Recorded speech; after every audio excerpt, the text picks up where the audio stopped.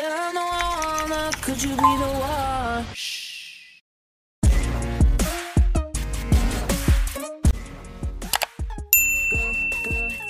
Our intrusive thoughts win. চুল কাটাইতে যাচ্ছি দুইজনই, কাজ দুইজনের মাথা খারাপ। যদিও আমি পুরো সিচুয়েশনটাকে ইম্পালসিভ থট নাম দিয়েছি, কিন্তু ব্যাপারটা মোটেও ইম্পালসিভ না। এটা আমার অনেক দিনের ইচ্ছা আর প্ল্যান ছিল যে আমি চুলগুলোকে একটু ছোট করব, বাট আম্মু কোনোভাবেই রাজি হচ্ছিল না। রিসেন্টলি আমি চুলে অনেকগুলো কাট দেওয়া শুরু করেছি, আর এখন আর তেমন একটা কোনো ফ্যাশন কাট দিতে মন চায় না, এখন জাস্ট মন চায় চুলগুলো যেন ছোটো থাকুক। আর যেহেতু সামনে উইন্টার আসতেছে, নিউ ইয়ার আসতেছে, আমি ভাবলাম যে নিউ লুক তো ইজ আ মাস্ট। আর উইন্টারে ছোটো চুল অনেক ভালো লাগে, যদিও গরমে ছোটো চুল বেশি ইম্পর্ট্যান্ট, কিন্তু তখন দেখা যায় যে চুলগুলো বেঁধে রাখা যায় না, ওইটা আমার কাছে অনেক ইরিটেটিং লাগে।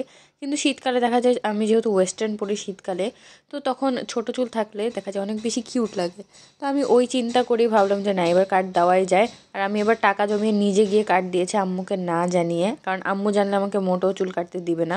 কারণ আমার চুল নিয়ে অনেক বেশি অ্যাটাচমেন্ট, আর আমার চুলের অবস্থা অনেক বাজে হয়ে গেছে, যত বন্ড আছে সব ব্রেক হয়ে গেছে, বিকজ আমি এত বেশি হিট প্রোটেক্টর ছাড়া চুল স্ট্রেট করেছি যা বলার বাহিরে।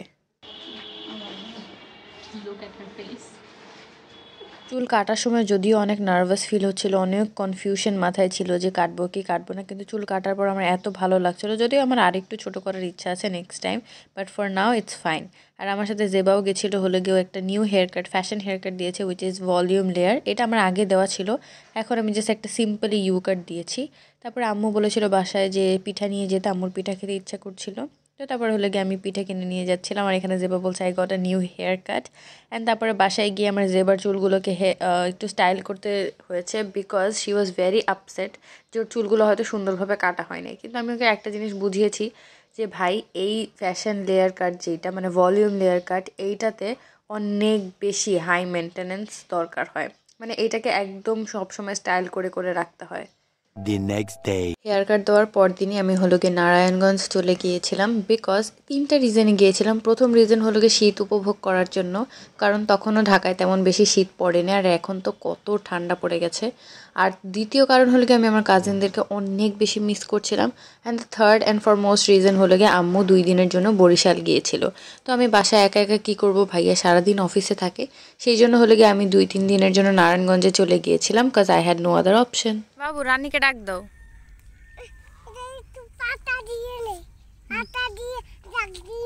ডাক দাও, নাম ধরে ডাক দাও।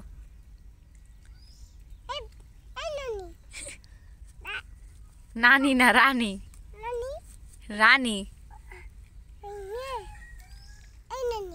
নানি না রানী।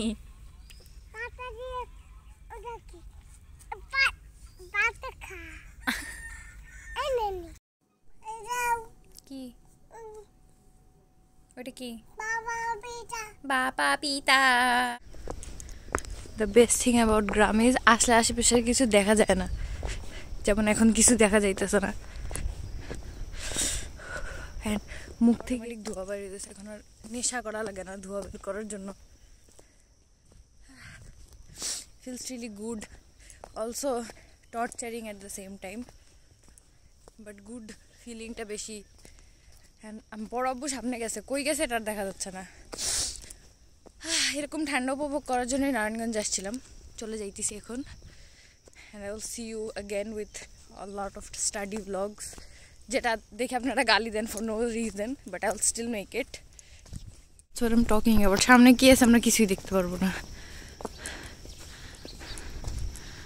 একটু ব্লাশ দিয়ে আসছিলাম, আমার চেহারা এমনি ঠান্ডা একদম ইয়া হয়ে যাচ্ছে, একদম কমলা হয়ে যাইতেছি।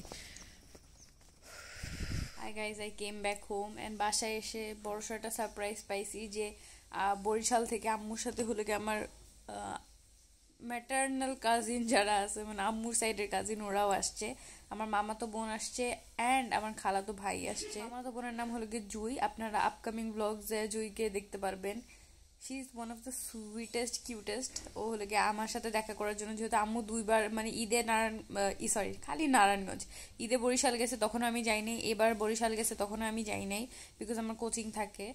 যদিও আমি নারায়ণগঞ্জে ঠিকই চলে গেছি, যাই হোক, কারণ নারায়ণগঞ্জ থেকে আমি চাইলেই মুভ করতে পারবো, বাট বরিশাল থেকে মুভ করা এত ইজি না। তো আম্মু চলে আসছে, আমিও চলে আসছি, and this is it for this mini vlog. Bye.